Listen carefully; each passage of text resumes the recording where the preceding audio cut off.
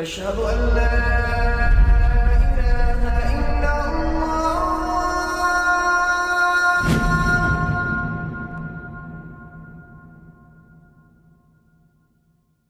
Raindrops media পরিবেশিত audio lecture series সেইরাহ। এই সিরিজে আলোচিত হবে পৃথিবীর বুকে শ্রেষ্ঠতম মানুষ রাসূলুল্লাহ মুহাম্মদ সাল্লাল্লাহু আলাইহি ওয়াসাল্লামের জীবন কথা। ইন্নাল হামদালিল্লাহ ওয়াসসালাতু ওয়াসসালামু আলা রাসূলিল্লাহ ওয়া আলা আলিহি ওয়া আসহাবিহি ওয়া সাল্লামা তাসলিমান কাসীরান মাজিদান ইলা ইয়াউমিদ্দিন, আম্মা বা'দ। সিরাত সিরিজের আজকের পর্বেও আমরা বদরের যুদ্ধ নিয়ে আলোচনা করব। আজকে যে কয়েকটি বিষয় নিয়ে আলোচনা হবে সেগুলো হচ্ছে যুদ্ধলব্ধ সম্পদ অর্থাৎ গনিমতের বিধান, যুদ্ধবন্দীদের বিধান এবং বদরের শিক্ষা ও প্রভাব। আমরা জানি মাক্কি যুগে কোরআনের যত আয়াত নাজিল হয়েছিল তার বেশিরভাগই ছিল আকিদা বা বিশ্বাস সংক্রান্ত, কারণ সে সময়টা ছিল ইসলামী আদর্শের ভিত্তিপ্রস্তর স্থাপনের সময়।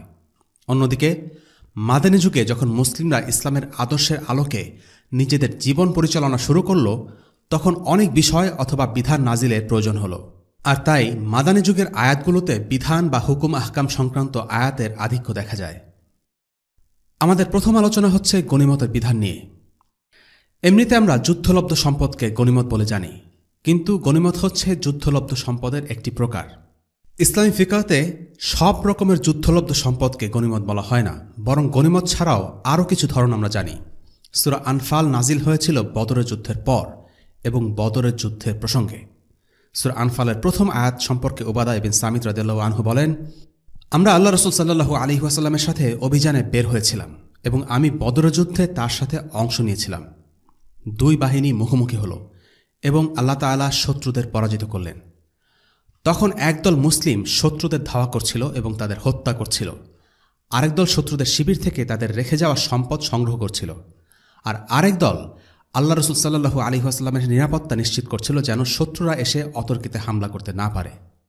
যখন সন্ধ্যা হল তখন যারা গনিমতের মাল সংগ্রহ করছিল তারা বলল, আমরা এই গনিমত সংগ্রহ করেছি, তাই আর কারও এই সম্পদের উপর ভাগ নেই।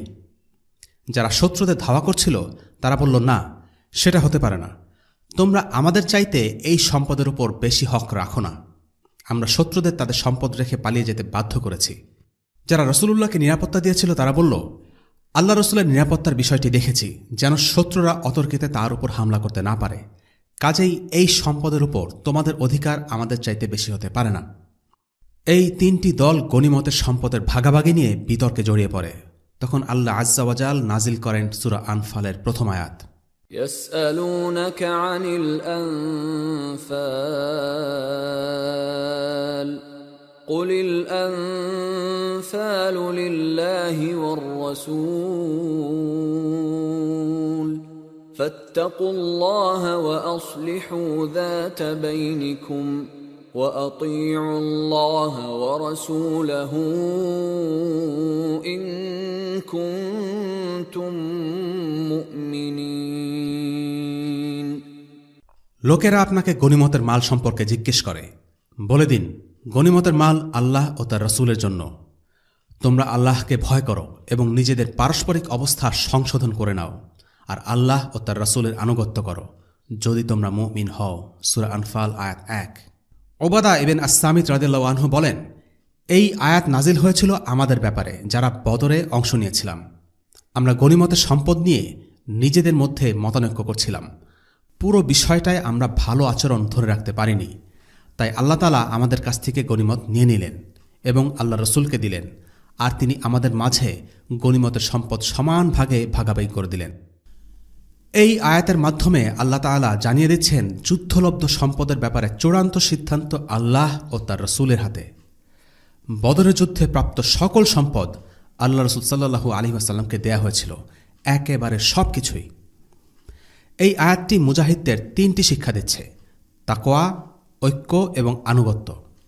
প্রথম শিক্ষা হল আল্লাহকে ভয় করো, অর্থাৎ আল্লাহর ব্যাপারে মুজাহিদদের ভয় থাকতে হবে।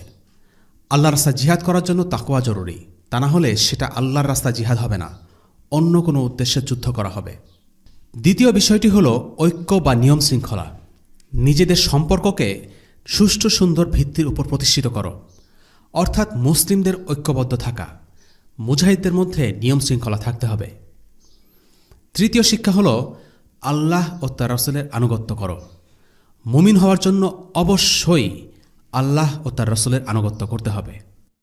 পরের 3টি আয়াতে আল্লাহ তাআলা বর্ণনা করেছেন যারা সত্যিকারের মুমিন তারা কেমন, কি তাদের বৈশিষ্ট্য, কেমন তাদের চরিত্র। إنما المؤمنون الذين إذا ذكر الله وجلت قلوبهم وإذا تليت عليهم آياته زادتهم إيمانا وإذا تليت عليهم آياته زادتهم إيمانا وعلى ربهم يتوكلون الذين يقيمون الصلاة ومما رزقناهم ينفقون أولئك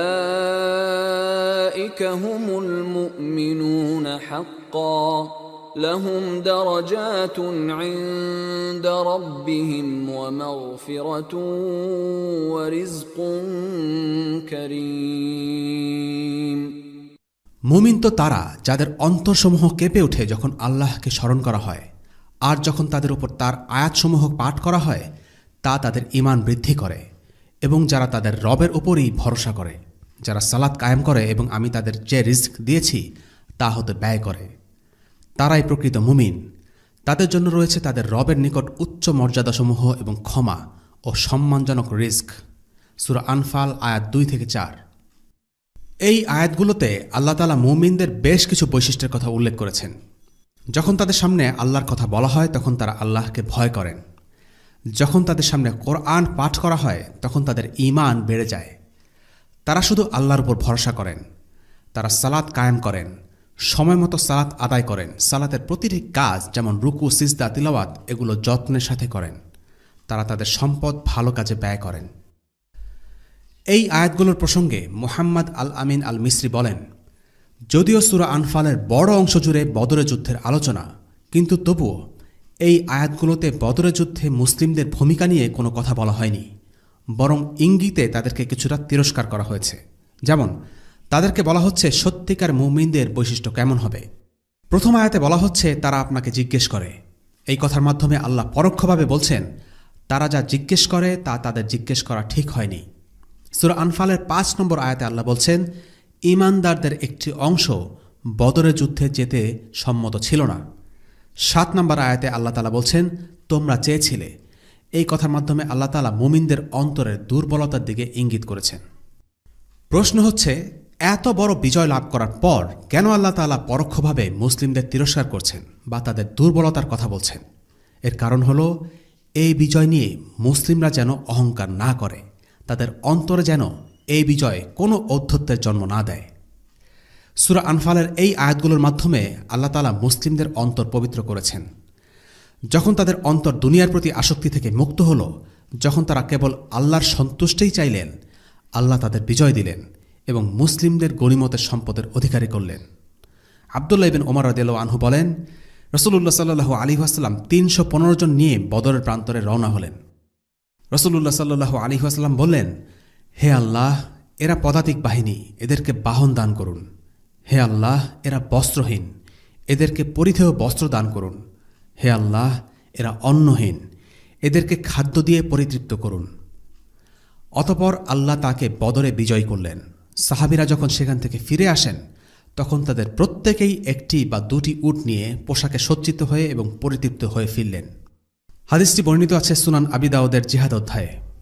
যাই হোক, বদরের যুদ্ধের পর আল্লাহ যুদ্ধলব্ধ সম্পদের বন্টনের ব্যাপারে বিধান জারি করেন। আল্লাহ তাআলা বলেন, واعلموا أنما غنمتم من شيء فأن لله خمسه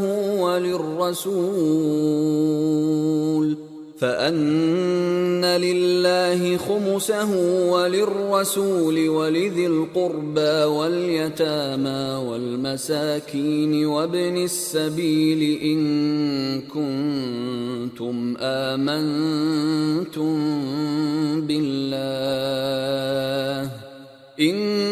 كنتم آمنتم بالله وما أنزلنا على عبدنا يوم الفرقان يوم التقى الجمعان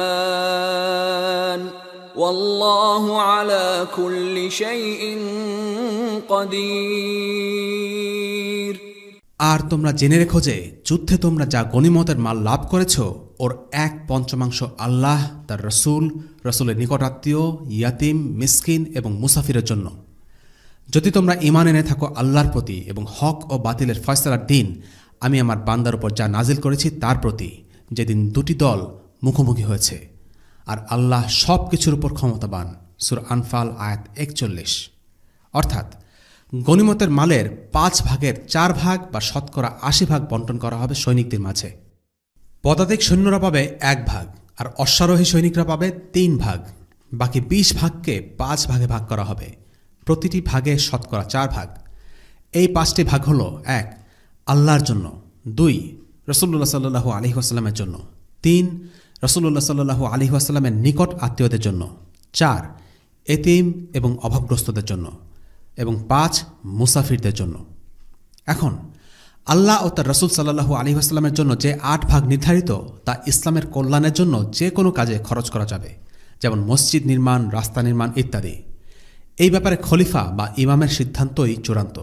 এখানে উল্লেখ্য, গনিমত হল সে সম্পদ যা মুসলিমরা সামরিক শক্তির জোরে যুদ্ধের মাধ্যমে জয়লাভ করে।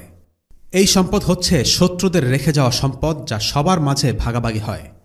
যদি যুদ্ধ না করেই মুসলিমরা শত্রুর সম্পদ লাভ করে তবে সেটা হচ্ছে ফাই, আর ফাইয়ের বিধান গনিমতের বিধানের মতো নয়। ফাইয়ের বিধান নিয়ে পরে আলোচনা করা হবে ইনশাআল্লাহ। এছাড়া জিহাদের ময়দানে কোনো মুসলিম যদি কোনো কাফিরকে হত্যা করে তবে সে কাফিরের যে সম্পদ তার ময়দানে ছিল, যেমন তার বর্শা, তার তরবারি, এগুলো সে পাবে। এই সম্পদ সবার মাঝে ভাগাভাগি হবে না, শুধু যে মুজাহিদ তাকে হত্যা করেছে সে পাবে। আল্লাহ রসুল সাল্লাল্লাহু আলাইহি ওয়াসাল্লাম বদরের যুদ্ধে অংশ নেননি এরকম কিছু মুসলিমকেও বদরের যুদ্ধে প্রাপ্ত সম্পদের ভাগ দিয়েছিলেন। এরা হচ্ছেন সেসব মুসলিম যারা বদরের যুদ্ধে যেতে না পারার জন্য কোনো গ্রহণযোগ্য অজুহাত ছিল, যেমন ওসমান ইবনে আফফান রাদিয়াল্লাহু আনহুকে আল্লাহ রসুল সাল্লাল্লাহু আলাইহি ওয়াসাল্লাম বলেছেন তিনি যেন মদিনায় থেকে যান, কারণ তার স্ত্রী রুকাইয়া, যিনি ছিলেন আল্লাহ রসুল সাল্লাল্লাহু আলাইহি ওয়াসাল্লামের মেয়ে, সেই রুকাইয়া ছিলেন খুবই অসুস্থ। তাকে দেখাশোনা করার জন্য নবীজি উসমান রাদিয়াল্লাহু আনহুকে মদিনায় থেকে যেতে বলেন। যদিও ওসমান বদরে অংশ নেননি, কিন্তু তিনি বদরের সওয়াব ও গনিমত লাভ করেছেন। এছাড়াও যেসব সাহাবী শহীদ হয়েছিলেন তাদের গনিমত তাদের পরিবারকে দেয়া হয়েছিল। এছাড়াও আবু উমামা রাদিয়াল্লাহু আনহু বদরের যুদ্ধে অংশ নেননি। নবীজি সাল্লাল্লাহু আলাইহি ওয়াসাল্লাম তার মায়ের দেখাশোনা করার জন্য তাকে থেকে যেতে বলেছিলেন। এছাড়াও আরও কিছু সাহাবী বদরে অংশ নেননি, কারণ তাদের উপর অন্য দায়িত্ব ছিল। যেমন আবু লুবাবা রাদিয়াল্লাহু আনহুকে মদিনার অস্থায়ী শাসক হিসেবে নিযুক্ত করা হয়েছিল। আসিম ইবনে আদি এবং হারিস ইবনে হাতিব রাদিয়াল্লাহু আনহুমাকে পাঠানো হয়েছিল যথাক্রমে আলিয়াহ এবং বনু আমর ইবনে আউফ গোত্রের কাছে। এরপরের আলোচনার বিষয়বস্তু হচ্ছে যুদ্ধবন্দীদের বিধান। বদরের যুদ্ধে কুরাইশদের 70 জন মুসলিমদের হাতে যুদ্ধবন্দী হিসেবে ধরা পড়ে। এদের ব্যাপারে সিদ্ধান্ত নিতে রাসূলুল্লাহ সাল্লাল্লাহু আলাইহি ওয়াসাল্লাম শুরা ডাকলেন। তিনি সাহাবীদের থেকে মতামত শুনলেন। আবু বকর রাদিয়াল্লাহু আনহুর মত ছিল, হে আল্লাহ রসুল, এরা তো আমাদের আত্মীয় এবং আমাদের গোত্রেরই লোক। আমার মতে আপনি এদের থেকে মুক্তিপণ নিয়ে ছেড়ে দিন। মুক্তিপণ হিসেবে আমরা যা পাব তা আমরা কাফিরদের বিরুদ্ধে কাজে লাগাব, আর এমনও হতে পারে আল্লাহ তাআলা এদেরকে হিদায়াত দেবেন আর তারা একদিন মুসলিম হবে। ওমর ইবনুল খাত্তাব রাদিয়াল্লাহু আনহু দ্বিমত পোষণ করলেন। তিনি বললেন, হে আল্লাহ রসুল, এরাই আপনাকে আপনার ঘর থেকে বিতাড়িত করেছে, আপনাকে মিথ্যাবাদী অপবাদ দিয়েছে। আমি আবু বকরের সাথে দ্বিমত পোষণ করি। এদেরকে এখানে আনুন আর এক এক করে গর্দান ফেলে দিন। ওমর তার এক আত্মীয়র দিকে আঙ্গুল তুলে বললেন, একে আমার হাতে ছেড়ে দিন, আমি একে মেরে ফেলি।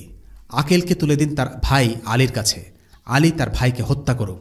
হামজার হাতে তুলে দিন হামজার ভাইকে, হামজা তাকে হত্যা করুক। এতে করে আল্লাহ জানবেন মুশরিকদের প্রতি আমাদের কোনো সমবেদনা নেই। এই লোকগুলো হলো নাটের গুরু, কাফেরদের নেতা।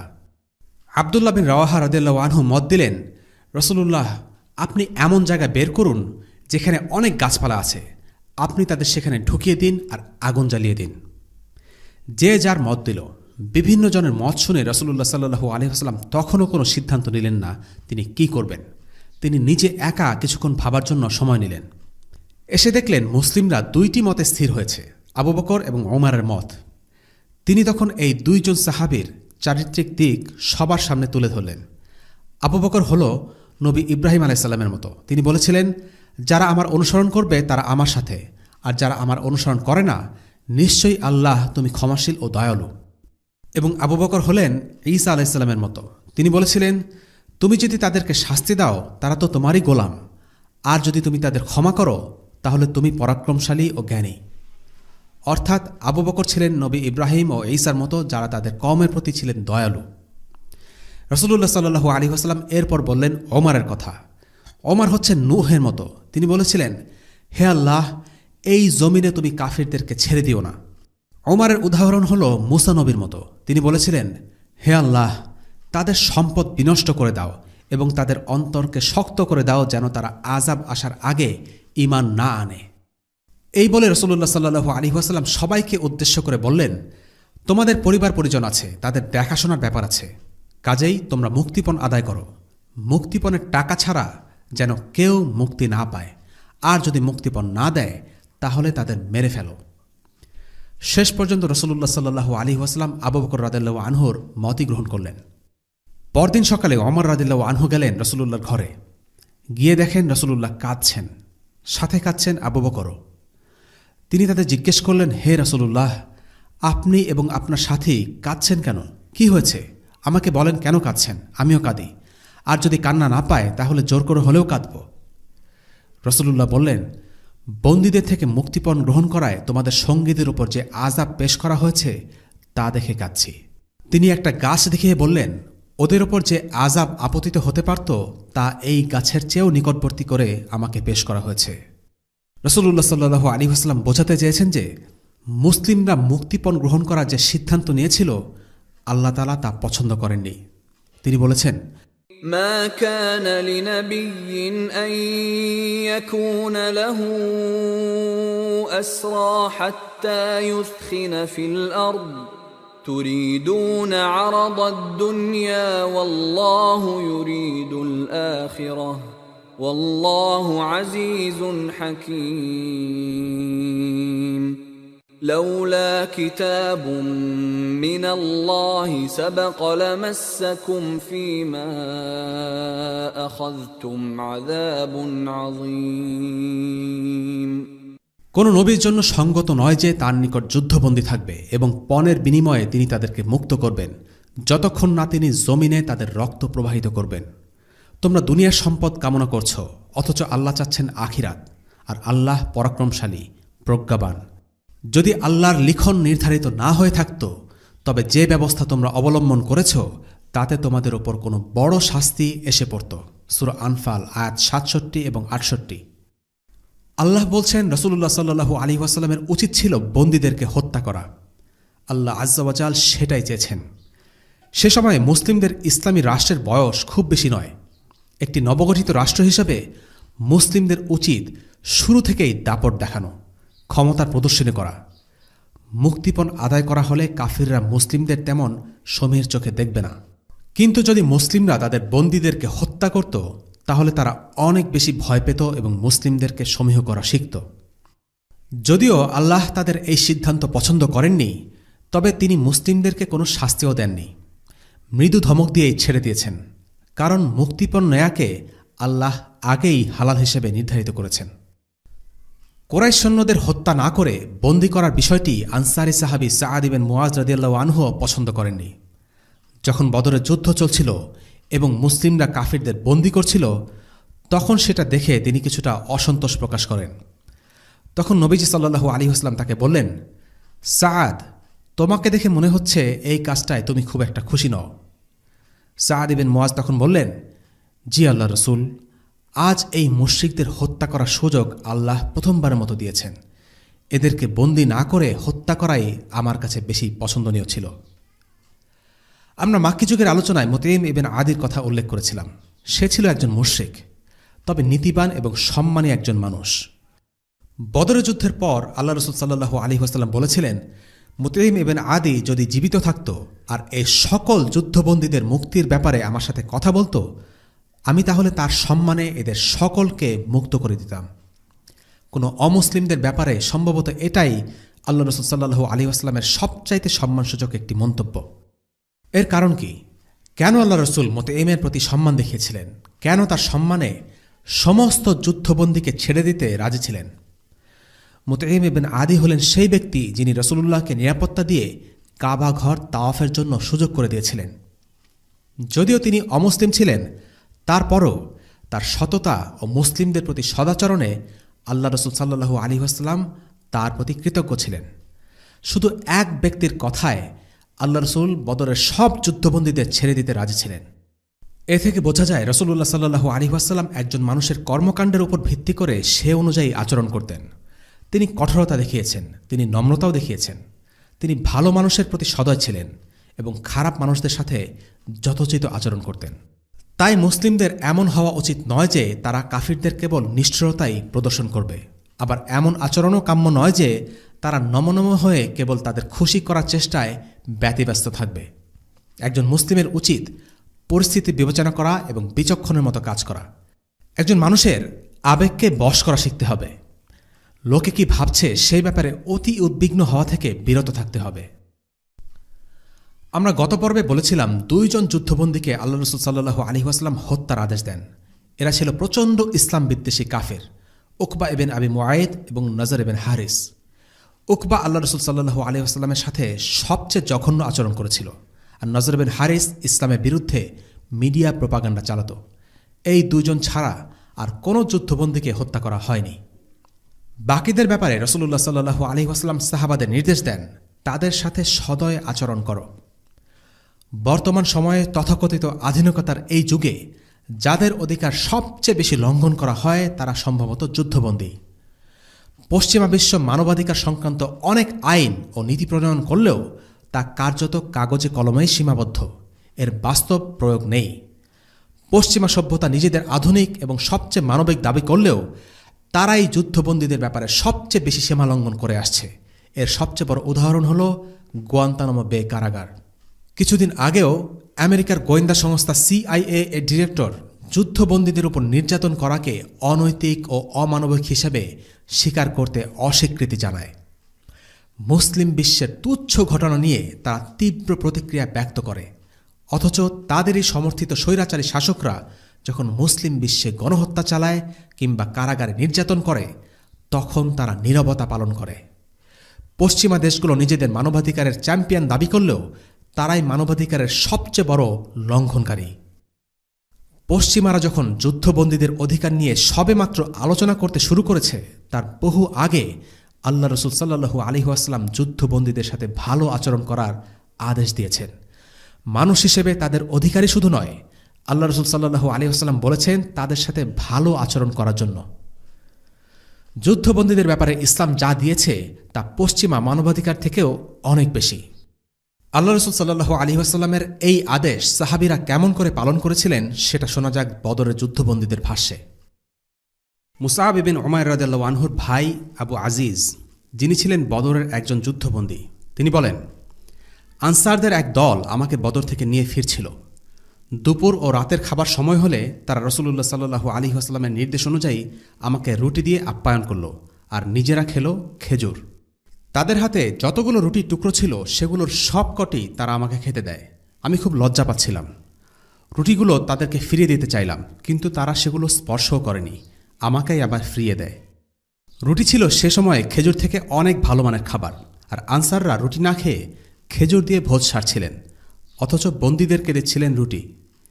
এ ব্যাপারে ইবনে হিশাম মন্তব্য করেন, এই আবু আজিজ ছিল বদরের যুদ্ধে মুশরিকদের পতাকা বাহক, অর্থাৎ আবু আজিজ কোনো সাধারণ পদাতিক সৈন্য ছিল না। অথচ রাসূলুল্লাহ সাল্লাল্লাহু আলাইহি ওয়াসাল্লাম সাহাবাদেরকে এই ধরনের মানুষের সাথেও ভালো ব্যবহারের আদেশ করেন। আরেক যুদ্ধবন্দী আল ওয়ালিদ ইবনে মুগীরাও প্রায় একই রকম বক্তব্য করেছে। সে বলেছে, আমরা চড়তাম ঘোড়ার পিঠে আর তারা হাঁটত। অনেক বন্দী মুসলিমদের কাছ থেকে এরকম ভালো আচরণ পেয়ে মুসলিম হয়ে যায়। রাসূলুল্লাহ সাল্লাল্লাহু আলাইহি ওয়াসাল্লামের যুদ্ধ জীবনে এটা ছিল সাধারণ ঘটনা। অনেক যুদ্ধবন্দী মুসলিমদের কাছ থেকে ভালো আচরণ পেয়ে মুসলিম হয়ে তাদের সাথেই থেকে যায়। কোনো কোনো যুদ্ধবন্দী ইসলাম গ্রহণ করে বিষয়টা গোপন রাখত।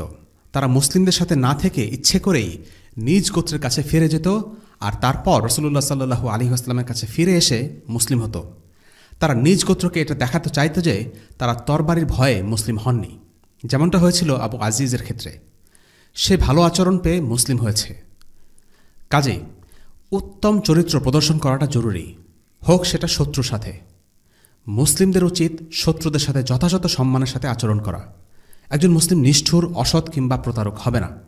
সে সততা ও সম্মান দিয়ে সকলের সাথে আচরণ করবে। তার মধ্যে কোনো লোকছাপ থাকবে না। সে খোলাখুলি কথা বলবে। তবে যারা নির্দয় আচরণ পাবার যোগ্য তারা ব্যতিক্রম। এদের সাথে ভালো আচরণ করার কোনো কারণ নেই। এদের সাথে নম্রভাবে আচরণ করা হলো বোকামি, কেননা এরা সত্য থেকে মুখ ঘুরিয়ে নেয় এবং মুসলিমদের ক্ষতি করে। রাসূলুল্লাহ সাল্লাল্লাহু আলাইহি ওয়াসাল্লামের চাচা আল আব্বাস ইবনে আব্দুল মুত্তালিব এই যুদ্ধে যুদ্ধবন্দী হয়েছিলেন, কারণ তিনি কাফিরদের সাথে মুসলিমদের বিপক্ষে যুদ্ধে অংশ নিয়েছিলেন। তিনি মুক্তিপণ দিয়ে নিজেকে ছাড়িয়ে নিতে অনুরোধ করলেন। তিনি রাসূলুল্লাহকে বললেন, হে আল্লাহ রাসূল, আমি তো মুসলিম। অর্থাৎ তিনি বলতে চাইছিলেন, আমি তো মুসলিম, আমাকে কেন মুক্তিপণ দিতে হবে? মুক্তিপণ তো কাফিরদের জন্য। রাসূলুল্লাহ সাল্লাল্লাহু আলাইহি ওয়াসাল্লাম তখন তাকে বললেন, কুরাইশ বাহিনীর সাথে আপনার অবস্থান থেকে এটাই প্রতীয়মান হয় যে আপনি আমাদের বিরুদ্ধে ছিলেন, কাজেই আপনাকে মুক্তিপণ দিতে হবে। আপনার অন্তর ইসলাম গ্রহণ করেছে কিনা সে ব্যাপারে আল্লাহই ভালো জানেন। আপনি নিজের, আপনার 2 ভাইয়ের ছেলে এবং আপনার মিত্র অমুকের মুক্তিপণ আদায় করুন। রাসূলুল্লাহ সাল্লাল্লাহু আলাইহি ওয়াসাল্লাম এখানে মুসলিমদের একটি গুরুত্বপূর্ণ বিষয়ে শিক্ষা দিচ্ছেন। একটা মানুষের বাহ্যিক অবস্থা দেখেই তাকে বিচার করতে হবে। তার হৃদয়ে কি আছে তা একমাত্র আল্লাহ আযজা ওয়া জাল জানেন। মুসলিমরা এটাই দেখেছে যে আল আব্বাস কুরাইশদের পক্ষ হয়ে মুসলিমদের বিরুদ্ধে যুদ্ধ করেছিল। তিনি শত্রু বাহিনীর সাথে যুদ্ধক্ষেত্রে এসেছেন, কাজেই তাকে শত্রু হিসেবেই বিবেচনা করা হয়েছে, মুখের কথার উপর নয়। খলিফা হবার পর ওমর ইবনে আল খাত্তাব রাদিয়াল্লাহু আনহু সবাইকে উদ্দেশ্য করে একদিন বলেন, আল্লাহ রাসূল সাল্লাল্লাহু আলাইহি ওয়াসাল্লামের যুগে আল্লাহর পক্ষ হতে ওয়াহি নাজিল হয়ে কখনো কখনো জানিয়ে দেয়া হতো কার হৃদয়ে কি আছে, সেই হিসাবে তাদেরকে সুযোগ দেয়া হতো। কিন্তু বর্তমানের কথা ভিন্ন। এখন আমরা কাউকে প্রকাশ্যে যা করতে দেখি তার উপর ভিত্তি করে বিচার করব। যাকে আমরা ভালো কাজ করতে দেখি তাকে আমরা বিশ্বাস করব এবং প্রাধান্য দেব। গোপন কাজের জন্য আমরা কাউকে পাকড়াও করব না, সে বিচার আল্লাহ করবেন। কিন্তু আমরা এমন কাউকে বিশ্বাস করব না যে প্রকাশ্যে খারাপ কিছু দেখায়, যদিও সে দাবি করে তার নিয়ত ভালো। এটা ইসলামের গুরুত্বপূর্ণ একটা নীতি। কার হৃদয়ে কি চলছে তার উপর ভিত্তি করে কোনো মানুষকে বিচার করা উচিত নয়। আমরা তাদের কাজকর্ম দেখে বিচার করব। আল আব্বাসের কাছে মুক্তিপণ চাওয়া হলে তিনি বলেন, আমার কাছে তো কোনো টাকা পয়সা নেই। রাসূলুল্লাহ সাল্লাল্লাহু আলাইহি ওয়াসাল্লাম বললেন, আপনি মাটির নিচে যে টাকা রেখেছেন সেটার কি হলো? আপনার স্ত্রী উম্মে ফাদলকে বলে রেখেছেন যে যদি আমি মারা যাই তাহলে এই অর্থ খরচ করবে। আল আব্বাস বললেন, নিশ্চয়ই আমি জানি আপনি আসলে আল্লাহর রাসূল। আমি এবং আমার স্ত্রী ছাড়া এই গুপ্তধনের কথা কেউ জানে না। এরপর আল আব্বাস তার মুক্তিপণ পরিশোধ করলেন। আল্লাহ তাআলা এই প্রসঙ্গে একটি আয়াত নাজিল করেছেন, يا أيها النبي قل لمن في أيديكم من الأسرى إن يعلم الله في قلوبكم خيرا يؤتكم خيرا مما أخذ منكم ويغفر لكم والله غفور رحيم। হে নবী, যারা আপনার হাতে বন্দী হয়ে আছে তাদেরকে বলে দিন, আল্লাহ যদি তোমাদের অন্তরে কোনো রকম মঙ্গল চিন্তা রয়েছে বলে জানেন, তবে তোমাদেরকে তার চেয়ে বহুগুণ বেশি দান করবেন যা তোমাদের কাছ থেকে বিনিময়ে নেওয়া হয়েছে। তাছাড়া তোমাদেরকে তিনি ক্ষমা করে দেবেন। বস্তুত আল্লাহ ক্ষমাশীল, করুণাময়। আর যদি তারা আপনার সাথে বিশ্বাসঘাতকতা করতে চায়, এরা তো এর আগে আল্লাহর সাথেও ইতিপূর্বে বিশ্বাসঘাতকতা করেছে, অতঃপর তিনি তাদের উপর তোমাদের বিজয় দান করেছেন। আর আল্লাহ সর্ববিষয়ে পরিজ্ঞাত, সুকৌশলী। সূরা আনফাল আয়াত ৭০। যারা নিজেদেরকে মুসলিম বলে দাবি করেছিল এবং মুক্তিপণের বিনিময়ে মুক্তি পেয়েছিল, তাদেরকে উদ্দেশ্য করে আল্লাহ তাআলা বলছেন, যদি তারা আসলেই মুসলিম হয় তাহলে তাদের থেকে আল্লাহ রাসূল যা কিছু মুক্তিপণ হিসেবে নিয়েছেন আল্লাহ তার থেকে বেশি কিছু তাদেরকে ফিরিয়ে দেবেন। আল আব্বাস বললেন, আমি আমার মুক্তিপণের জন্য 20 উকিয়া স্বর্ণ পরিশোধ করেছিলাম, কিন্তু আল্লাহ আমাকে ফিরিয়ে দিয়েছেন তার থেকে অনেক বেশি। আল আব্বাস পরবর্তীতে অনেক ধনী ব্যবসায়ী হয়েছিলেন। আরেক যুদ্ধবন্দী ছিলেন আবুল আস। আবুল আস ছিলেন রাসূলুল্লাহ সাল্লাল্লাহু আলাইহি ওয়াসাল্লামের মেয়ে জাইনাবের স্বামী। আবুল আস ছিল কাফের। মুসলিমদের সাথে মুশরিকদের বৈবাহিক সম্পর্ক হারাম হবার বিধান নাজিল হবার আগেই তার সাথে জাইনাবের বিয়ে হয়েছিল। বদরের যুদ্ধে আবুল আস বন্দী হয়। আবুল আস যুদ্ধ করতে এসেছিল ঠিকই, তবে ইসলামের প্রকাশ্য কোনো শত্রু ছিল না। যুদ্ধে তার কোনো বীরত্ব বা লড়াইয়ের কাহিনীও জানা যায় না। সে কখনোই ইসলাম বা আল্লাহ রসুল সাল্লাল্লাহু আলাইহি ওয়াসাল্লামকে নিয়ে আজে বাজে কোনো কথা বলেনি, বিরোধিতা করেনি। সে সবসময় তার ব্যবসা বাণিজ্য নিয়ে ব্যস্ত থাকত। যাই হোক, সে বদরে বন্দী হল। জাইনাব তখন মক্কায়। তিনি তার স্বামীকে মুক্ত করতে চাইলেন। জাইনাব রাদিয়াল্লাহু আনহা তার স্বামীকে মুক্ত করার জন্য অনেক অর্থকড়ি পাঠিয়ে দেন। সাথে দিলেন তার গলার হার। এই হার তার মা খাদিজা রাদিয়াল্লাহু আনহা বিয়ের সময় তাকে উপহার দিয়েছিলেন। মুক্তিপণ হিসেবে পাঠানো তার এই হার দেখে রাসূলুল্লাহ সাল্লাল্লাহু আলাইহি ওয়াসাল্লাম খুব আবেগপ্রবণ হয়ে যান। যে আনসার আবুল আসকে বেঁধে রেখেছিল তাকে রাসূলুল্লাহ বললেন, যদি আবুল আসকে তার স্ত্রীর কাছে ফিরিয়ে দেয়া এবং তার স্ত্রীর জিনিস তার কাছে পাঠিয়ে দেয়া ঠিক মনে করো, তবে তাই করো। তারা তৎক্ষণাৎ আবুল আসকে মুক্তিপণ ছাড়াই মুক্তি দিল। গলার হারটিও ফেরত পাঠানো হয়। তবে রাসূলুল্লাহ সাল্লাল্লাহু আলাইহি ওয়াসাল্লাম আগেই একটি শর্ত জুড়ে দিয়েছিলেন। শর্তটি হল, আবুল আস আর কখনোই মুসলিমদের বিরুদ্ধে কোনো শত্রুকে সাহায্য করবে না এবং মক্কায় পৌঁছে রাসূলুল্লাহ সাল্লাল্লাহু আলাইহি ওয়াসাল্লামের কাছে জাইনাবকে পাঠিয়ে দেবেন। আল্লাহ রসুল সাল্লাল্লাহু আলাইহি ওয়াসাল্লামের আবেগ ছিল, তবে আবেগ দিয়ে তিনি চালিত হতেন না। তিনি যখন গলার হারটি দেখলেন, তিনি আবেগ আপ্লুত হয়ে পড়েন সত্যি, কিন্তু এজন্য তিনি আবুল আসকে এমনি এমনি ছেড়ে দেননি। তাকে এ শর্তে ছেড়ে দিয়েছেন যে সে আর কখনও ইসলামের বিরুদ্ধে যুদ্ধ করবে না। আবুল আস তার কথা রেখেছিল। সে মক্কায় ফিরে গিয়ে জাইনাবকে মক্কা ছেড়ে তার বাবার কাছে চলে যাবার অনুমতি দেয়। এরপর জাইনাব মক্কা ত্যাগের পরিকল্পনা করেন। যাওয়ার জন্য প্রস্তুত হলে তার দেবর কিনানা ইবন রাবিআ একটি উট নিয়ে আসেন। উটের পিঠে হাউদাতে জাইনাব চড়ে বসেন। হাউদা হল উটের পিঠে বসানোর জন্য বানানো আসন। কিনানার সাথে তীর ধনুক ছিল। সে জাইনাবকে পথ দেখিয়ে নিয়ে যাচ্ছিল। তখন ছিল দিনের বেলা। কিছু কুরাইশ তাদেরকে দেখতে পেয়ে আটকানোর সিদ্ধান্ত নেয়। তারা জাইনাবের পিছু নিয়ে দুতুয়া নামক স্থানে তাদেরকে ধরে ফেলল।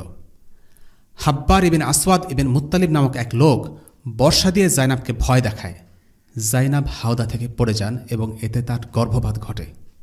কিনান তার তুনি থেকে তীর বের করে সবাইকে হুমকি দিলেন, আল্লাহর কসম, যদি কেউ আমার কাছে আসে তবে আমি তার দিকে তীর ছুড়ব। তখন অন্যরা তার কাছ থেকে দ্রুত সরে যায়। তখন আবু সুফিয়ান সেখানে অন্যান্য কুরাইশ নেতাদের নিয়ে পৌঁছে বলল, তোমার তীর নামিয়ে রাখো, আমরা তোমার সাথে কথা বলতে চাই। কিনান তার অস্ত্র নামিয়ে রাখলেন। আবু সুফিয়ান এসে বলল, তুমি কাজটি ভালো করনি কিনান। মুহাম্মদ আমাদের অনেক ক্ষতি করেছে, তা সত্ত্বেও এক মহিলাকে তার কাছে নিয়ে যাচ্ছ, আর সেটাও প্রকাশ্য দিবালোকে। তুমি আর অন্য কাউকে নয়, বরং মুহাম্মাদের মেয়েকে প্রকাশ্যে তার কাছে পৌঁছে দিচ্ছ। লোকেরা দেখে ভাবছে যুদ্ধে পরাজিত হয়ে আমরা আজকে দুর্বল, অপমানিত, তাই সবার সামনে এভাবে তুমি এই কাজ করছো। তোমার এই কাজ আমাদের দুর্বলতা ও অক্ষমতাই প্রকাশ করছে। আমি শপথ করে বলছি, আমরা জাইনাবকে তার বাবার কাছ থেকে দূরে সরিয়ে রাখতে চাই না, আমরা প্রতিশোধ নিতে চাই না, কিন্তু প্রকাশ্যে এই কাজ করো না। গোপনে তার বাবার কাছে পৌঁছে দিয়ে আসো। তৎকালীন কুরাইশরা ইসলামের প্রতি শত্রু ভাবাপন্ন হলেও মুসলিম মহিলাদের সম্মান করত। আজকের যুগের কাফেরদের মধ্যে এটুকু সম্মান একদমই দেখা যায় না। বদর যুদ্ধের আরেক বন্দী ছিল আবু আজ্জা। সে বলে, হে আল্লাহর রসুল, আপনি তো আমার আর্থিক অবস্থার কথা জানেন। আমি দরিদ্র এবং আমার পরিবার আছে, আমার প্রতি দয়া করুন। আবু আজ্জা ছিল গরিব, তার মেয়েদের দেখাশোনা করার প্রয়োজন ছিল। রাসূলুল্লাহ সাল্লাল্লাহু আলাইহি ওয়াসাল্লাম তার প্রতি সহানুভূতিশীল হলেন। তিনি বললেন, আমি তোমাকে এক শর্তে ছেড়ে দিচ্ছি, তুমি আমার বিরুদ্ধে কাউকে সহযোগিতা করবে না। বদরে তুমি আমাদের বিরুদ্ধে যুদ্ধ করতে এসেছ, কিন্তু এরপর যদি কখনো তোমাকে আমাদের বিরুদ্ধে যুদ্ধ করতে বলা হয় তাতে তুমি অস্বীকৃতি জানাবে। আবু আজ্জা এই শর্তে রাজি হয়, ফলে তাকে মুক্তি দেয়া হয়। কিন্তু উহুদের যুদ্ধে কুরাইশরা তাকে যুদ্ধে যোগ দিতে প্ররোচিত করে এবং তাকে যুদ্ধে আনতে সক্ষম হয়। আবারও সে মুসলিমদের হাতে ধরা পড়ে এবং এবারও দারিদ্র্যের ছুতো দিয়ে মুক্ত হবার চেষ্টা করে, কিন্তু রাসূলুল্লাহ সাল্লাল্লাহু আলাইহি ওয়াসাল্লাম এবার তাকে আর কোনো সুযোগ দিলেন না। তিনি বললেন, তুমি দাড়িতে হাত বুলিয়ে বুলিয়ে বলবে আমি মুহাম্মাদকে 2 বার ধোঁকা দিয়েছি, এই সুযোগ তোমাকে আমি দেব না। রাসূলুল্লাহ সাল্লাল্লাহু আলাইহি ওয়াসাল্লাম আবেগী কথায় গলে যেতেন না। তাকে সহজে ঠকানো বা প্রতারিত করা যেত না। তিনি দয়ালু, সহানুভূতিশীল, সহিষ্ণু ছিলেন সত্যি, কিন্তু কেউ তার সরলতার সুযোগ নিয়ে মুসলিমদের ক্ষতি করবে এটা তিনি মেনে নিতেন না। আবু আজ্জাকে উহুদের যুদ্ধের পর সেখানেই শিরচ্ছেদ করা হয়। রাসূলুল্লাহ বললেন, মুমিন এক গর্তে 2 বার দংশিত হয় না। এটি মুসলিমদের জন্য একটি গুরুত্বপূর্ণ শিক্ষা। একজন মুসলিমের এতটা সরল মনা হওয়া উচিত নয় যে সে যা শুনবে তাই বিশ্বাস করবে এবং মিডিয়ার চটকদার কথায় বিভ্রান্ত হয়ে যাবে। কারা ইসলাম ও মুসলিমদের উপকার করে এবং কারা ইসলাম ও মুসলিমদের ক্ষতি করে, এই ব্যাপারে একজন মুসলিমের সতর্ক থাকা উচিত। এরপর আসা যাক সুহাইল ইবনে আমরের কাহিনীতে। সুহাইল ছিলেন কুরাইশদের উচ্চ বংশীয় এক নেতা। যুদ্ধে তাকে একজন বন্দী হিসেবে আটক করা হয়। ইসলামের বিরুদ্ধে প্রচারণায় তিনি ছিলেন একজন সচল সক্রিয়। তার বাগ্মিতা ও সুশীল ভাষা ব্যবহার করে তিনি ইসলামের বিরুদ্ধে প্রোপাগান্ডা ছড়াতেন। ওমর ইবনুল খাত্তাব রাদিয়াল্লাহু আনহু রাসূলুল্লাহ সাল্লাল্লাহু আলাইহি ওয়াসাল্লামকে বললেন, হে আল্লাহর রাসূল, আমাকে অনুমতি দিন, আমি সুহাইল বিন আমরের সামনের 2টো দাঁত ফেলে দিই, তার জিহ্বা ঝুলে থাকবে, সে আর কখনো আপনার বিরুদ্ধে আজে বাজে কথা বলতে পারবে না। রাসূলুল্লাহ বললেন, না, আমি তার অঙ্গহানি করব না, কেননা তাতে আল্লাহ আমার অঙ্গহানি করতে পারেন। অর্থাৎ শত্রুর সাথে এরূপ ব্যবহার করা ইসলামের পন্থা নয়। তখন রাসূলুল্লাহ বললেন, হতে পারে সে কোনোদিন এমন অবস্থানে থাকবে যেদিন তার সমালোচনা করার সুযোগ তোমার থাকবে না। রাসূলুল্লাহ সাল্লাল্লাহু আলাইহি ওয়াসাল্লাম আশা করছিলেন হয়তো একদিন ইসলামের পক্ষেই সুহাইল কথা বলবে। আল্লাহ রসুলের এই আশা সত্যি হয়েছিল। রাসূলুল্লাহর মৃত্যুর পর আরব গোত্রগুলো যখন ইসলাম ত্যাগ করা শুরু করল, তখন সুহাইল ইবনে আমরের কারণে মক্কার লোকেরা ইসলামের উপর দৃঢ় ছিল। তিনি বলতেন, হে কুরাইশের লোকজন, সবার শেষে ইসলাম গ্রহণ করে সবার আগে তা ত্যাগ করে বসো না। যার উপর আমাদের সন্দেহ জাগবে তার শিরচ্ছেদ করা হবে।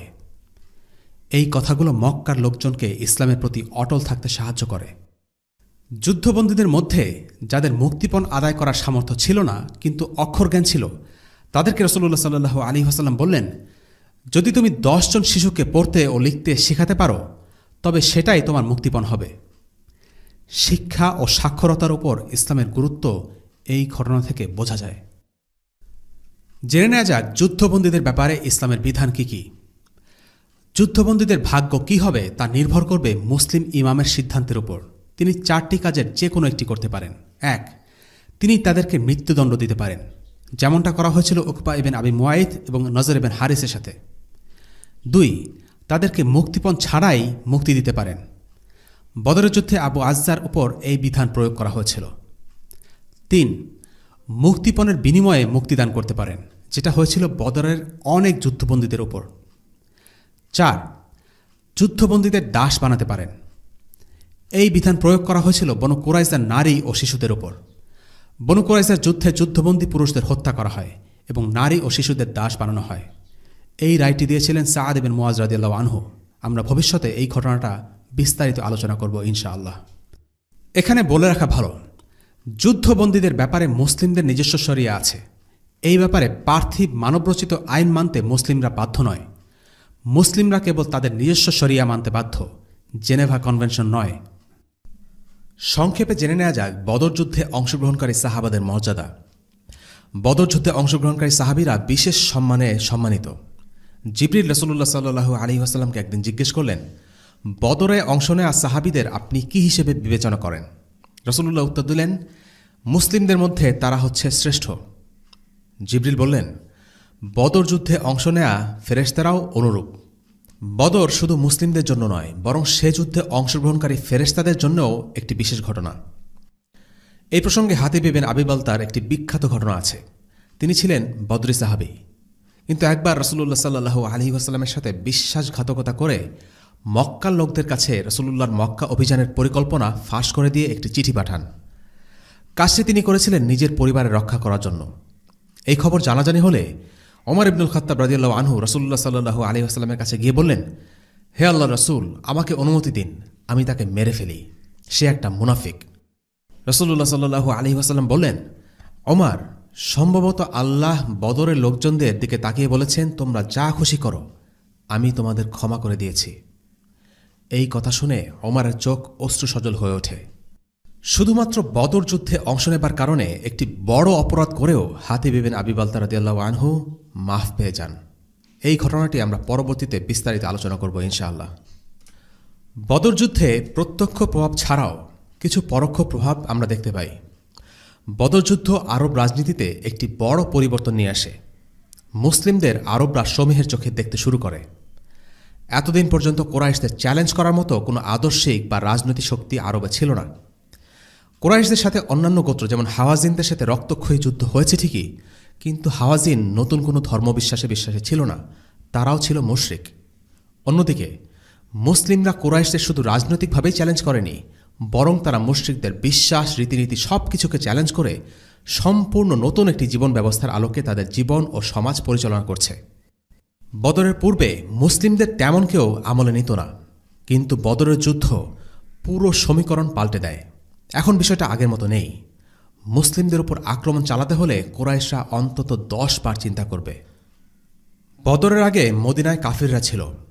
এদের অনেকেই ইসলামের প্রতি এদের অসন্তোষ ও শত্রুতা সরাসরি প্রকাশ করে বেড়াত।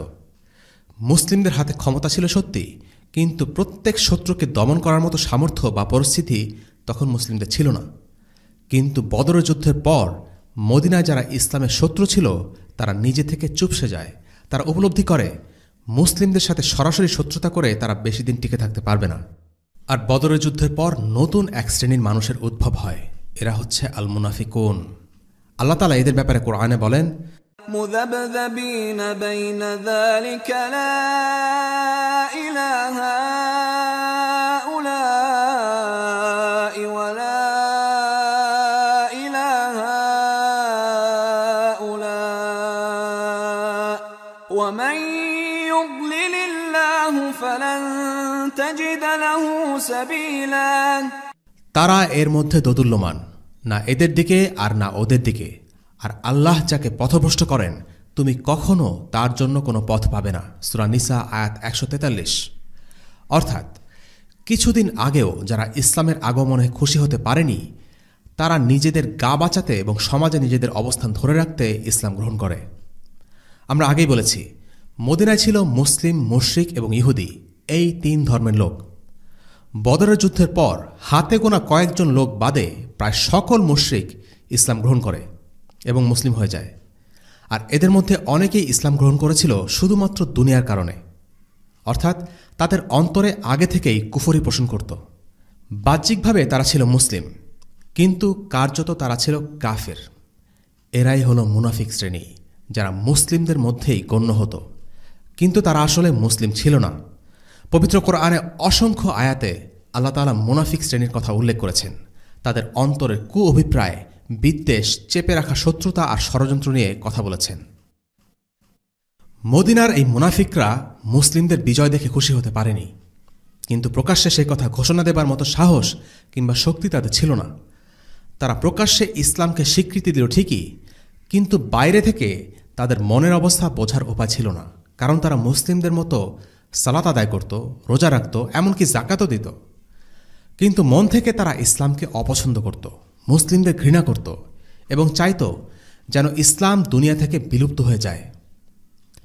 তখন আধিপত্য ছিল ইসলামের আর মুসলিমরা ছিল শক্তিশালী, তাই তারা মনের কথা ব্যক্ত করার সাহস করত না। কিন্তু যখনই তারা মুসলিমদের কোনো ক্ষয়ক্ষতি বা বিপদ এসেছে দেখত, তখনই তারা মাথা চাড়া দিয়ে উঠত, মুখ দিয়ে এমন কথা বলে বসত যা শুনলে বোঝা যেত এরা মুসলিমদের কল্যাণ চায় না। মুনাফিকদের একটি বৈশিষ্ট্য হল তারা মুসলিমদের বিজয় দেখলে নীরব থাকে আর পরাজয় দেখলে সরব হয়ে ওঠে।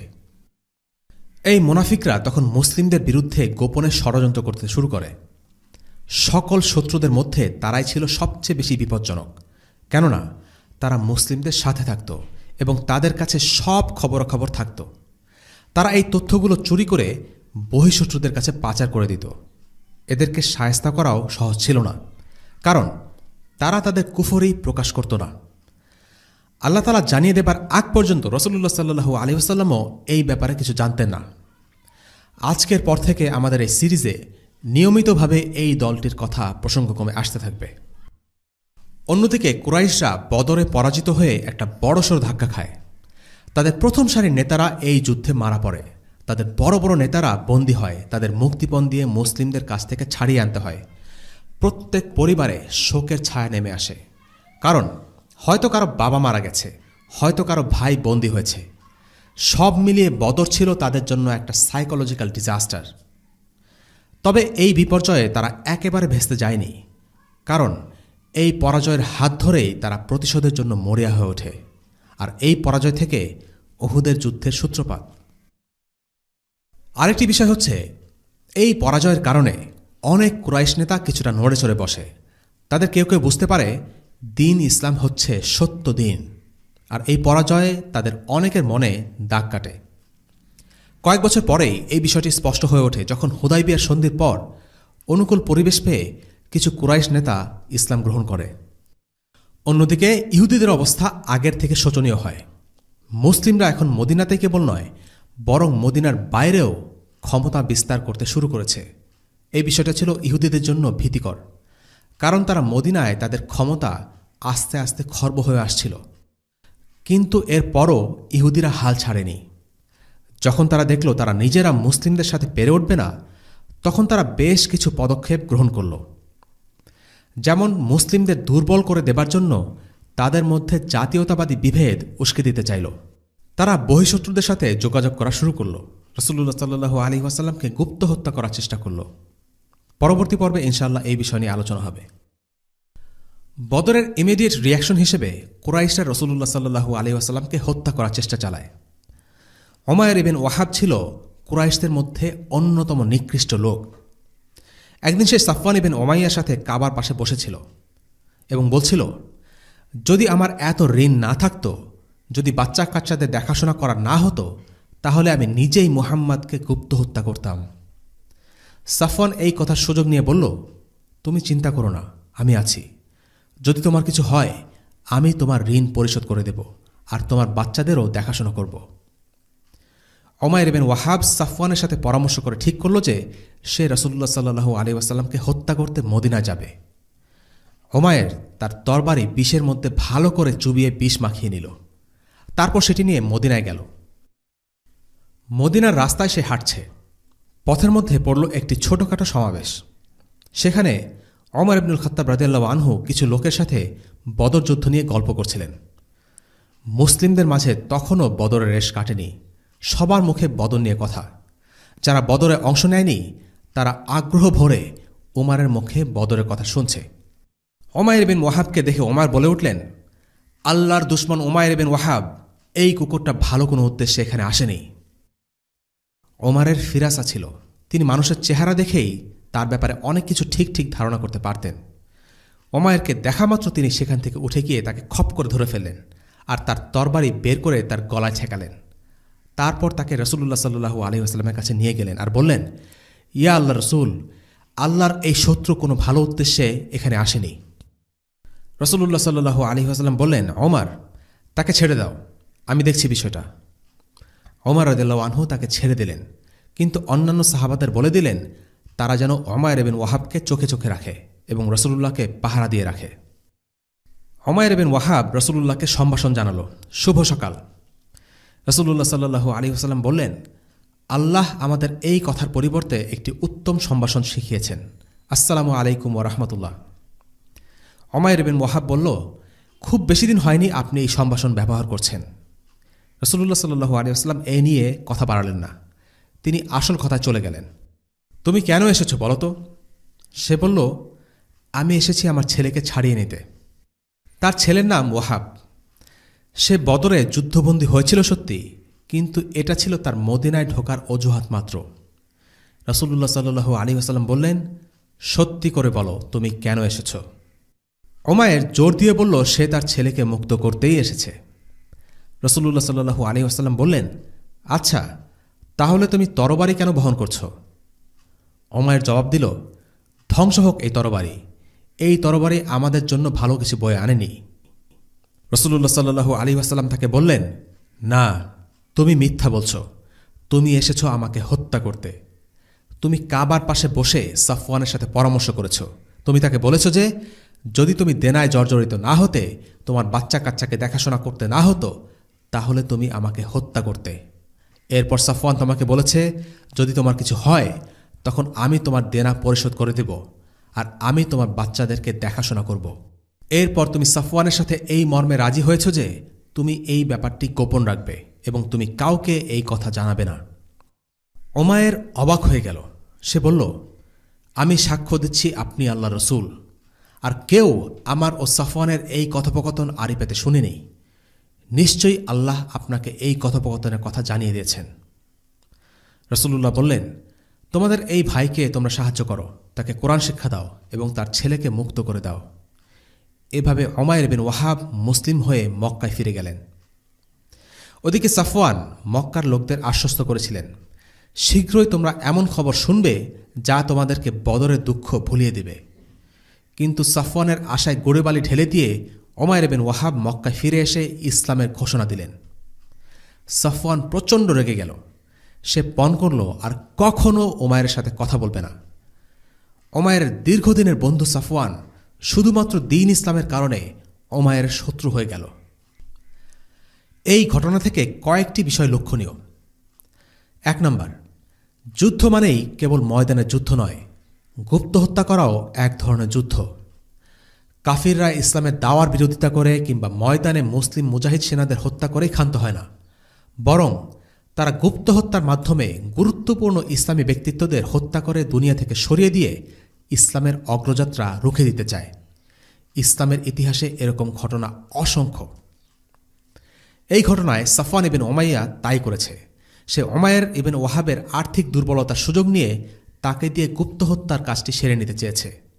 এমনটা প্রায় হয়ে থাকে, যাতে টাকা পয়সা আছে তারা গরিব বা দুর্বল কাউকে দিয়ে নোংরা কাজটি করিয়ে নিতে চায়। উমাইর ইবনে ওয়াহাবের আর্থিক টানাপোড়েন ছিল, তাই সে নবীজি সাল্লাল্লাহু আলাইহি ওয়াসাল্লামকে হত্যা করতে চেয়েছে। যদিও সে উদ্দেশ্য আলহামদুলিল্লাহ সফল হয়নি। উল্টো সে মুসলিম হয়ে তার বন্ধু সাফওয়ানের চক্ষুশূলে পরিণত হয়েছে। 2 নম্বর, বদরে মুসলিমরা বিজয়ী হলেও মদিনায় নিরাপত্তা ব্যবস্থা জোরদার করার প্রয়োজন পড়ে। ওমর ইবনুল খাত্তাব রাদিয়াল্লাহু আনহু এই ঘটনায় একজন দক্ষ নিরাপত্তা কর্মীর মতো কাজ করেছেন। তিনি সন্দেহ হওয়া মাত্রই উমাইরকে গ্রেফতার করেছেন। কাজেই বিজয় আসলেই হাল ছেড়ে দেয়া যাবে না। যুদ্ধ কখনো থেমে থাকে না, তাই কাফিরদের আক্রমণ থেকে সার্বক্ষণিক নিরাপত্তা থাকা প্রয়োজন। 3 নম্বর, মুসলিমদের নিজেদের দ্বীনের শিক্ষা ও রীতিনীতি নিয়ে গর্ব করা উচিত, বিশেষ করে শত্রুদের সামনে। বর্তমান সময়ে যখন কাফিররা মুসলিমদের চাইতে বেশি শক্তিশালী, স্বাভাবিকভাবেই মুসলিমরা কাফিরদের অনুকরণে ব্যস্ত হয়ে পড়েছে। কাফিরদের সভ্যতা, তাদের আচার সংস্কৃতি মুসলিমরা গ্রহণ করে নিচ্ছে। উমাইর যখন আল্লাহ রসুল সাল্লাল্লাহু আলাইহি ওয়াসাল্লামকে কুরাইশি কায়দায় সম্ভাষণ জানালো, তখন নবীজি সাল্লাল্লাহু আলাইহি ওয়াসাল্লাম তাকে জবাব দিয়েছেন ইসলামের সম্ভাষণ সালাম দিয়ে। শুধু তাই নয়, তিনি এও বলেছেন এই সম্ভাষণ হচ্ছে জান্নাতীদের সম্ভাষণ। ছোটখাটো এই সমস্ত ব্যাপারে মুসলিমদের উচিত রাসূলুল্লাহ সাল্লাল্লাহু আলাইহি ওয়াসাল্লামের সুন্নাহগুলো অনুসরণ করা এবং এটা নিয়ে বিব্রত বা লজ্জিত না হওয়া। 4 নম্বর, রাসূলুল্লাহ সাল্লাল্লাহু আলাইহি ওয়াসাল্লাম কখনও ব্যক্তিগত বিরোধ ধরে রাখতেন না। যে উমাইর তাকে হত্যা করতে এসেছিল, সেই উমাইর যখন মুসলিম হয়ে গেল, তখন সাথে সাথে তিনি তাকে ক্ষমা করে দিলেন এবং তার ছেলেকে মুক্তিপণ ছাড়াই ছেড়ে দিলেন। শুধু তাই নয়, অন্যান্য সাহাবীদেরকে বললেন তোমাদের ভাই উমাইরকে তোমরা সাহায্য করো। এবং 5 নম্বর, সত্যিকারে মন থেকে কেউ যদি ইসলাম গ্রহণ করে বা ইসলাম পালনের চেষ্টা করে, তবে তার কথা, কাজে, আচরণে তার প্রতিফলন ঘটবেই। উমাইর বিন ওয়াহাব, যিনি কুরাইশদের মধ্যে একজন খুব জঘন্য ধরনের লোক ছিলেন, তিনি এই ঘটনার পর ইসলামের একজন দায়ীতে পরিণত হলেন। মুসলিমদের উপর নিপীড়ন করার পরিবর্তে এবার তিনি সেসব মানুষকে পীড়া দিতে থাকলেন যারা মুসলিমদেরকে পীড়া দিত। অনেক লোক উমাইর বিন ওয়াহাবের দাওয়াতের ফলে মুসলিম হয়েছিল। তিনি ছিলেন একজন সাহসী মুজাহিদ। ওমর রাদিয়াল্লাহু আনহু তাকে 1000 মুজাহিদের সমান তুলনা করেছিলেন। কাজেই ইসলাম কেবল মুখে দাবি করার বিষয় নয়, মুখে সাক্ষ্য দেওয়ার মাধ্যমে ইসলামের সূচনা এবং কাজে তার প্রমাণ। একজন মানুষ যদি ইসলাম পালনে সচেষ্ট হয়, তবে সে নিয়মিত আল্লাহর ইবাদত করবে, সুন্দর আচরণ করবে, ভালো কাজে আগ্রহ পাবে এবং খারাপ কাজ থেকে দূরে থাকবে। যদি তা না হয় তবে বুঝতে হবে ইসলাম কেবল তার মুখের দাবিতে সীমাবদ্ধ, অন্তরে ইসলামের কোনো প্রভাব নেই। আল্লাহ তাআলা শুধু মুখের সাক্ষ্য নয়, বরং কাজেও সেটার প্রমাণ চান। তাই ঈমান ও আমল এই দুটো নিয়েই মুসলিম। আমরা যদি নিজেদেরকে মুসলিম দাবি করি তবে দুটিই প্রয়োজন। আজকের পর্ব আমরা শেষ করব বদর যুদ্ধ থেকে প্রাপ্ত কিছু শিক্ষা নিয়ে আলোচনা করে। আর আজকের এই পর্বের মাধ্যমে আমাদের বদর সংক্রান্ত আলোচনা শেষ হবে। মোট 5টি পর্বে আমরা বদর নিয়ে আলোচনা করেছি। এই পর্যন্ত আমরা আলোচনা করেছি বদর যুদ্ধের প্রেক্ষাপট, দুই পক্ষের প্রস্তুতি এবং পরিসংখ্যান, ময়দানের কাহিনী এবং যুদ্ধ পরবর্তী কিছু ঘটনা ও প্রাসঙ্গিক বিধান নিয়ে। কিন্তু আমাদের এই জানা নিছক গল্পই থেকে যাবে, কোনোই কাজে আসবে না যদি না আমরা এর থেকে শিক্ষা লাভ করে নিজেদের জীবনে কাজে লাগাতে পারি। তাই বদর সংক্রান্ত আলোচনা শেষ করার আগে কিছু শিক্ষা নিয়ে আলোচনা না করলেই নয়। বদর যুদ্ধের প্রথম এবং সবচেয়ে গুরুত্বপূর্ণ শিক্ষা হচ্ছে বিজয় আল্লাহর পক্ষ থেকে আসে। বিজয় সৈন্য সামন্ত বা তাদের অস্ত্রশস্ত্র মাধ্যমে আসে না, বরং আল্লাহ তাআলা এগুলোকে কাজে লাগানোর তৌফিক দেন এবং তিনিই বিজয় দান করেন।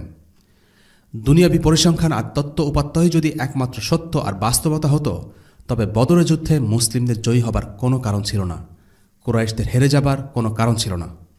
কিন্তু হয়েছে ঠিক উল্টোটা, মুসলিমরা কুরাইশদের পরাজিত করেছে। আল্লাহ তাআলা দুনিয়ার জিনিসগুলোকে তার ইচ্ছে অনুযায়ী কার পক্ষে কাজে লাগান, কারো বিপক্ষে কাজে লাগান। মানুষের হাতে ক্ষমতা খুবই সীমিত। মানুষ অস্ত্রশস্ত্র নির্মাণ করে মনে করে এই অস্ত্র তাকে বিজয় এনে দেবে, কিন্তু এই অস্ত্র দিয়ে উপকৃত হবার যে ক্ষমতা সেটা মানুষের হাতে নয়, সেটা আল্লাহর হাতে। তাই আমরা মানুষেরা যখন দুনিয়াকে দেখি, বিচার বিশ্লেষণ করি, সেটা আমরা একটা সীমিত দৃষ্টিভঙ্গি থেকে করি। আমরা যা দেখি তা সত্য, তবে সেটাই একমাত্র সত্য নয়। আমরা যা বিশ্লেষণ করি তা হয়তো মিথ্যা নয়, কিন্তু আমরা বিশ্লেষণ করি আমাদের সীমিত জ্ঞান দিয়ে। তাই আমাদের বিশ্লেষণই শেষ কথা নয়। সকল ক্ষমতার মালিক হলেন আল্লাহ, ভালো এবং খারাপ তারই হাতে।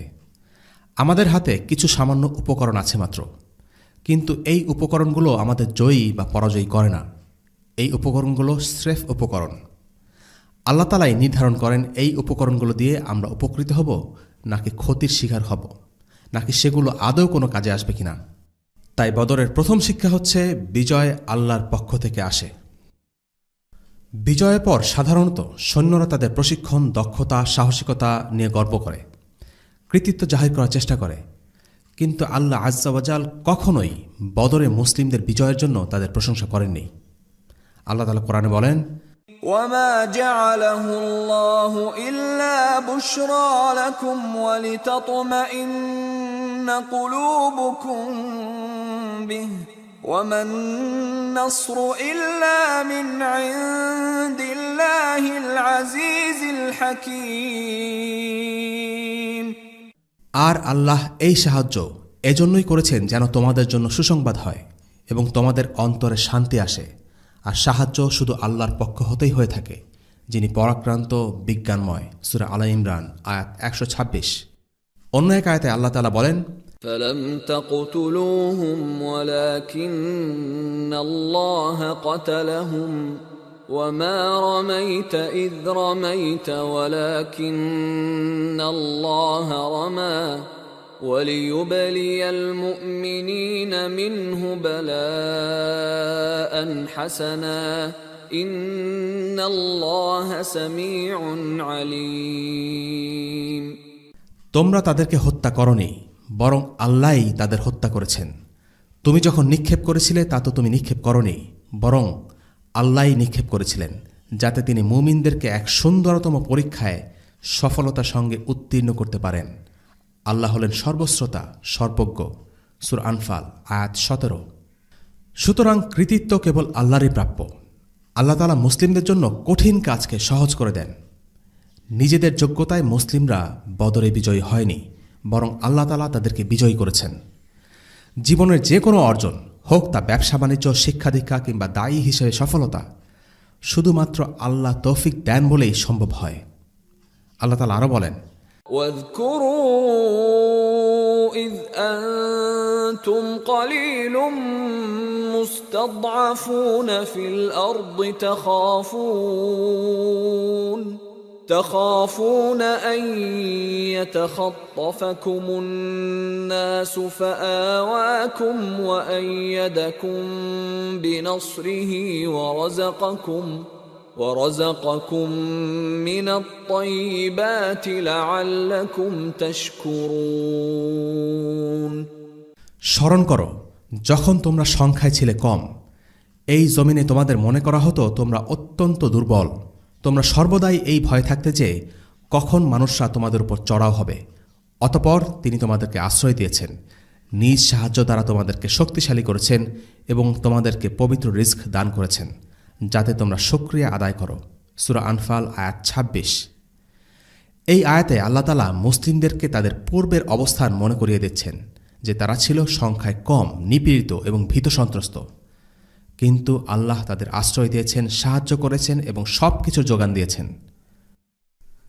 বদরে অনেকগুলো অলৌকিক ঘটনা ঘটেছিল, যেমন সৈন্যের সংখ্যা কম দেখা, যুদ্ধের আগে বৃষ্টি হওয়া, যুদ্ধের আগের রাতে মুসলিমদের শান্তিপূর্ণ ঘুম, ফেরেশতাদের অবতরণ, উমাইয়া বিন খালাফ নিহত হওয়ার ব্যাপারে রাসূলুল্লাহ সাল্লাল্লাহু আলাইহি ওয়াসাল্লামের ভবিষ্যৎবাণী ফলে যাওয়া, উকাশা বিন মিহজানের তরবারি যুদ্ধে ভেঙে যায়।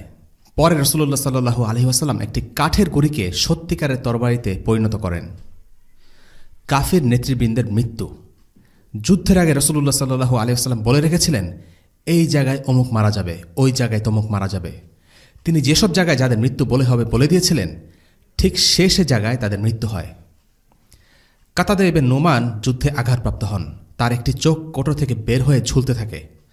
সাহাবারা সেটা কেটে ফেলতে উদ্যত হয়েছিলেন, কিন্তু রাসূলুল্লাহ সাল্লাল্লাহু আলাইহি ওয়াসাল্লাম তাদের তা করতে মানা করলেন। নবীজি সেই ঝুলে থাকা চোখটি হাতে নিয়ে কোটরের ভিতরে আবার বসিয়ে হাত বুলিয়ে দিলেন।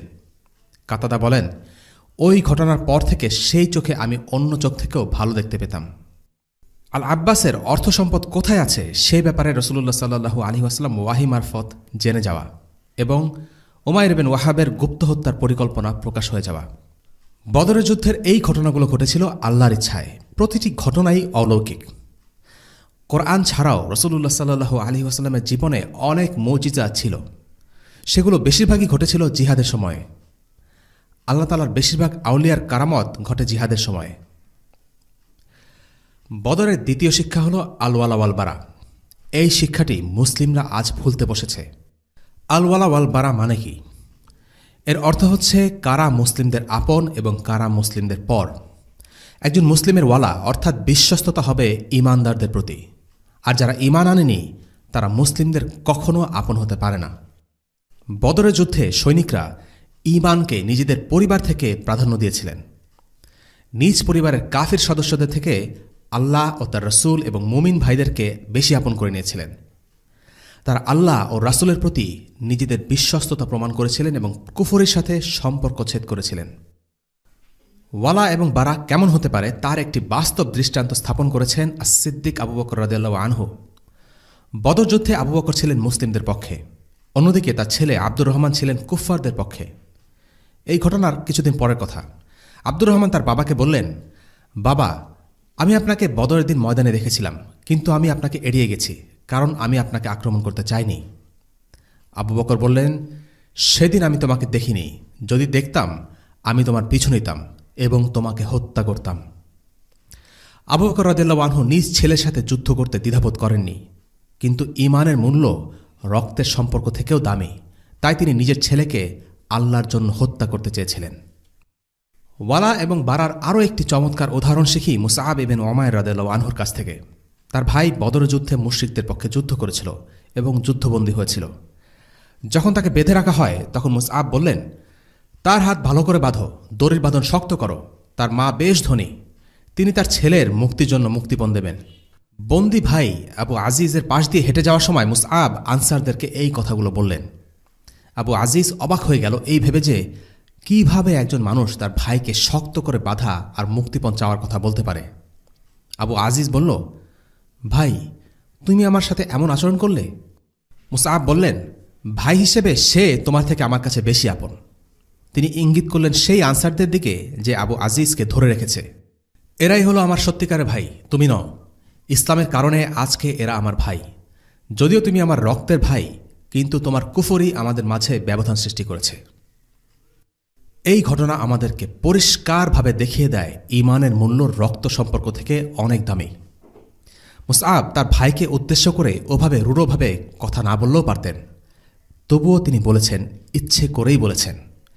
ভাইয়ের সাথে শত্রুতা প্রকাশ করেছেন কারণ তার ভাই ছিলেন একজন কাফের। মক্কায় কুরাইশদের মধ্যে কিছু তরুণ ছিল ইসলামের প্রতি আগ্রহী হয়ে ইসলাম গ্রহণ করেছিল।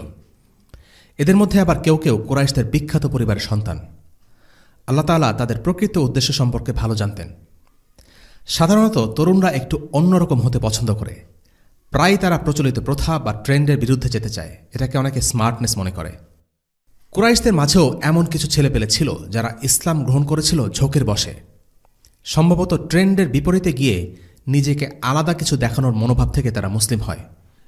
এদের মধ্যে ছিল আলী বিন উমাইয়া বিন খালাফ, আবুল কায়েস বিন আল ওয়ালিদ বিন মগিরা, আবু কায়েস বিন ফকিহ, আল হারিস বিন জামা এবং আল আউস বিন মুনাব্বিহ। এরা সকলেই ছিল ধনী কুরাইশ পরিবারের সন্তান। তারা মুসলিম হয়েছিল, কিন্তু ইসলামের জন্য কোনো প্রকার ত্যাগ ও কষ্ট স্বীকার করতে রাজি ছিল না, কারণ তারা সত্যিকার অর্থে ঈমান এনে মুসলিম হয়নি। তাই তারা মক্কায় রয়ে যায়, মদিনায় হিজরত করেনি। এরা ছিল বিগড়ে যাওয়া তরুণ। আল্লাহর পক্ষ থেকে হিজরতের নির্দেশ যা ছিল ফরজ, তা থাকা সত্ত্বেও তারা হিজরত করেনি। বলা চলে হিজরত করা ছিল তাদের জন্য একটা উটকো ঝামেলা, তাই এই ঝামেলায় তারা যেতে রাজি হয়নি। শুধু তাই নয়, তাদের বাপ ও তাদের গোত্রদের সাথে বদরের যুদ্ধে অংশ নেয়। তাদের শেষ পরিণতি কী ছিল? ইবন হিশাম বলেন, তারা সকলেই বদরের যুদ্ধে নিহত হয়। এরা সকলে ছিল কিন্তু মুসলিম। হয়তো তারা যুদ্ধে অংশ নিতে চায়নি, কিন্তু তাদের পরিণতি ছিল অবমাননাকর মৃত্যু। ইসলামের অর্থ কেবল কালেমা পাঠ নয়, ইসলামের সাথে জড়িয়ে আছে ত্যাগ স্বীকার। নামকাওয়াস্তে মুসলিমদের সাথে সত্যিকারের মুসলিমদের পার্থক্য এই যে, সত্যিকারের মুসলিমরা ইসলামের খাতিরে ত্যাগ স্বীকার করতে প্রস্তুত থাকে। এই মুসলিমরা যারা বদরের যুদ্ধে কাফিরদের সাথে এসেছিল, হয়তো তারা নিতান্ত অনিচ্ছার সাথেই যুদ্ধে এসেছিল, হয়তো তারা মুসলিমদের লক্ষ্য করে একটি তীরও ছোড়েনি, তরবারি চালায়নি, কিন্তু এদের ব্যাপারে আল্লাহ কি বলেছেন? واذكروا إذ أنتم قليل مستضعفون في الأرض تخافون أن يتخطفكم الناس فآواكم وأيدكم بنصره ورزقكم من الطيبات لعلكم تشكرون إن الذين توفاهم الملائكة ظالمي أنفسهم قالوا فيم كنتم قالوا كنا مستضعفين في الأرض قالوا ألم تكن أرض الله واسعة فتهاجروا فيها فأولئك مأواهم جهنم وساءت مصيرا। নিশ্চয় যারা নিজেদের উপর জুলুম করেছিল, ফেরেশতারা তাদের জান কবজ করার সময় বলে, তোমরা কি অবস্থায় ছিলে? তারা বলে, এই ভূখণ্ডে আমরা অসহায় ছিলাম। ফেরেশতারা বলে, আল্লাহর জমিন কি প্রশস্ত ছিল না যে তোমরা তাতে হিজরত করতে? সুতরাং এদের বাসস্থান হল জাহান্নাম। কত নিকৃষ্ট সে আবাস। সূরা আন-নিসা আয়াত ৯৭। ইসলাম অবহেলা বা হেলাফেলা করার দিন নয়। ঠেলেঠুলে ইসলাম পালন করলে এর কোনো মূল্য ইসলামে নেই। ইসলাম গুরুত্বের সাথে নেয়ার দিন। এটা কোনো পার্ট টাইম চাকরির মতো নয়, কিংবা এমন নয় যে যখন খুশি করলাম আর মন না চাইলে ছেড়ে দিলাম, কিংবা শখের মতো। এই ধরনের ধর্মকর্মের স্থান ইসলামে নেই। আল্লাহ আযজা ওয়া জাল যে জান্নাতের অঙ্গীকার করেছেন, সেই জান্নাতের জন্য কষ্ট করতে হবে। ইবনে আব্বাস এই আয়াতের ব্যাপারে মন্তব্য করেছেন যে, মুশরিকদের সংখ্যাবৃদ্ধির উদ্দেশ্যে তাদের সাথে কিছু মুসলিম বদরে যোগ দিয়েছিল। তাদের কেউ কেউ নিহত হয়েছে মুসলিমদের ছোড়া তীরে, কেউ নিহত হয়েছে মুসলিমদের তরবারিতে। তাই আল্লাহ তাআলা সূরা নিসার এই আয়াতটি নাজিল করেছেন। এই আয়াতে মক্কায় পড়ে থাকা এই সব নামকাওয়াস্তে মুসলিমদের কথাই বলা হয়েছে। তাদের ইসলাম তাদের কোনো কাজে আসেনি। মুসলিম হওয়া সত্ত্বেও তাদের ভাগ্যে জুটেছে জাহান্নামের আগুন, কেননা তারা হিজরত করেনি। তৃতীয় শিক্ষাটি হচ্ছে আল্লাহর কাছে সাহায্য চাওয়া। রাসূলুল্লাহ সাল্লাল্লাহু আলাইহি ওয়াসাল্লাম সেনাবাহিনীকে প্রস্তুত করেছিলেন, তাদের প্রশিক্ষণ দিয়েছিলেন, প্রয়োজনীয় দিক নির্দেশনা দান করেছিলেন, যুদ্ধের জন্য কৌশলগত বিবেচনায় সবচেয়ে ভালো স্থানটি নির্বাচন করেছিলেন, তাদেরকে সারিবদ্ধভাবে দাঁড় করিয়েছিলেন। এই সব কিছুর পর তিনি তাঁবুর ভেতরে গিয়ে আল্লাহর কাছে দোয়া করলেন। এটাই হলো তাওয়াক্কুল। তাওয়াক্কুলের অর্থ হল দুনিয়াবী সকল উপায়ে সর্বাত্মক প্রস্তুতি নেওয়া এবং আল্লাহ আজ্জা ওয়া জালের উপর ভরসা করা। রাসূলুল্লাহ সাল্লাল্লাহু আলাইহি ওয়াসাল্লাম তার সাধ্যমতো সব ধরনের প্রস্তুতি নিয়েছিলেন। এরপর তিনি আল্লাহ আজ্জা ওয়া জালের কাছে দোয়া করা আরম্ভ করেছিলেন। একবার কিছু লোক অলসভাবে হাঁটছিল আর এমন ভাব করছিল যেন তারা জুহুদ করছে। ওমর ইবনুল খাত্তাব রাদিয়াল্লাহু আনহু জিজ্ঞেস করলেন, তোমরা কারা? তারা বলল, আমরা মুতাওয়াক্কিলুন। আল্লাহর উপর যারা তাওয়াক্কুল করে তাদেরকে বলা হয় মুতাওয়াক্কিলুন। ওমর রাদিয়াল্লাহু আনহু এগিয়ে গিয়ে তাদেরকে লাঠি দিয়ে পিটুনি দিয়ে বললেন, তোমরা কি জানো না যে আকাশ থেকে স্বর্ণ ও রূপার বৃষ্টি বর্ষণ হয় না? যাও, তোমরা কাজ করতে শেখো। রাসূলুল্লাহ সাল্লাল্লাহু আলাইহি ওয়াসাল্লাম বলেছেন, যদি তোমরা আল্লাহর উপর সঠিকভাবে তাওয়াক্কুল করো তাহলে আল্লাহ তোমাদের পাখির মতো রিজিক প্রদান করবেন। তারা সকালে ক্ষুধার্ত অবস্থায় বের হয় এবং বিকেলে ভরপেটে বাড়ি ফেরে। পাখিরা বাসায় বসে থাকে না, তারা কাজ করতে বেরিয়ে যায় আর খাবার খুঁজে নেয়। তাই তাওয়াক্কুলের মধ্যে সাধ্যমতো চেষ্টা করার বিষয়টি অন্তর্ভুক্ত। কেউ চেষ্টা না করে এই দাবি করতে পারবে না যে আমি আল্লাহর ওপর তাওয়াক্কুল করেছি। যদিও চেষ্টাই সবকিছু নয়, চেষ্টার উপর ভরসাও করা যাবে না। নিজের বুদ্ধিমত্তা, দক্ষতা অথবা দুনিয়াবী কোনো বিষয়ের উপর ভরসা করা চলবে না। ভরসা ও নির্ভরতা কেবল আল্লাহর উপর। তাই শুধু নিজের প্রচেষ্টার উপর নির্ভর করা কিংবা চেষ্টা না করে শুধু দোয়া করা, এই দুইটি প্রান্তিকতা এবং বর্জনীয়। চেষ্টা এবং তাওয়াক্কুল এই দুটি একে অপরের সাথে সম্পর্কযুক্ত। আল্লাহ তাআলা যদি চাইতেন কেবল ফেরেশতাদের মাধ্যমেই মুশরিক বাহিনীদের পরাজিত করতে পারতেন, কিন্তু এটা আল্লাহর রীতি নয়। আল্লাহ তাআলা দেখতে চান কে তার দ্বীনের জন্য আন্তরিকভাবে যুদ্ধ করতে চায়, কষ্ট করতে চায়, তাকে তিনি সাহায্য করেন। এই সাহায্য কারো মুখে চামচ তুলে দিয়ে খাইয়ে দেওয়ার মতো নয়। অনেক মুসলিম প্রশ্ন করে, আল্লাহ কেন সাহায্য করছেন না?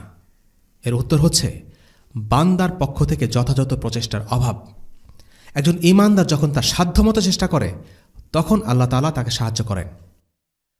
মারিয়াম আলাইহিস সালাম যখন মাত্র শিশু সন্তান প্রসব করেছেন তখন আল্লাহ তাকে বলেছিলেন যে তিনি যাতে খেজুরের গাছের কাণ্ড ধরে নাড়া দেন।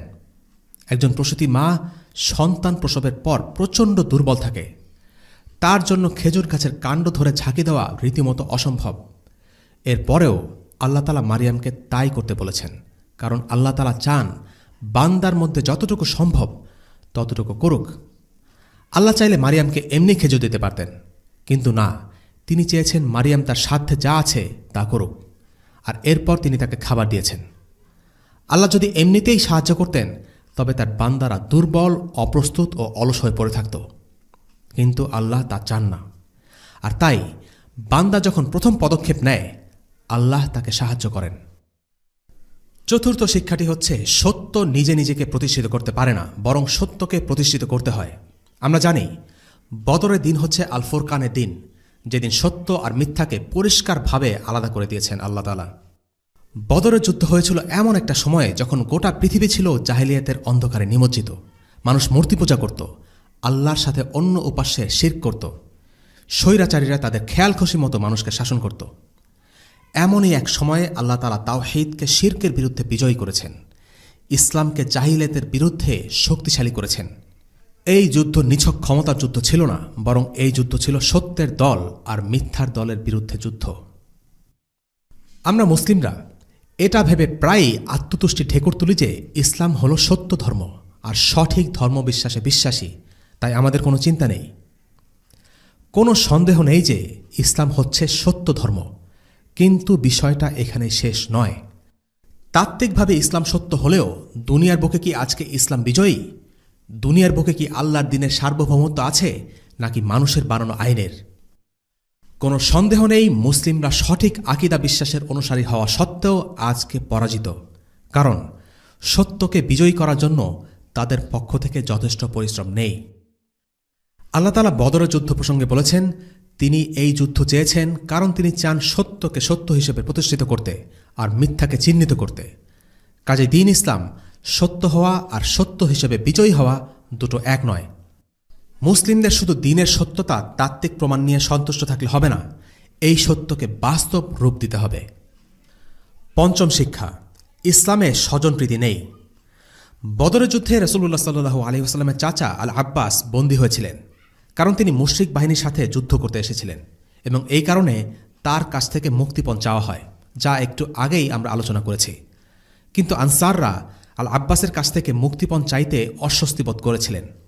যেহেতু আল আব্বাস ছিলেন রাসূলুল্লাহর চাচা, তাই তারা তাকে ছেড়ে দিতে চাচ্ছিলেন। তারা রাসূলুল্লাহ সাল্লাল্লাহু আলাইহি ওয়াসাল্লামকে বললেন, ইয়া রাসূলুল্লাহ, আব্বাস তো আমাদের ভাগ্নে হয়, ওর মুক্তিপণটা কি মাফ করে দেওয়া যায়? তারা এমনভাবে বিষয়টা উপস্থাপন করছিলেন যে যেন মনে হয় আল্লাহ রাসূল সাল্লাল্লাহু আলাইহি ওয়াসাল্লাম যদি তাদের অনুরোধ রাখেন তাহলে তাদের জন্য একটা উপকার হয়।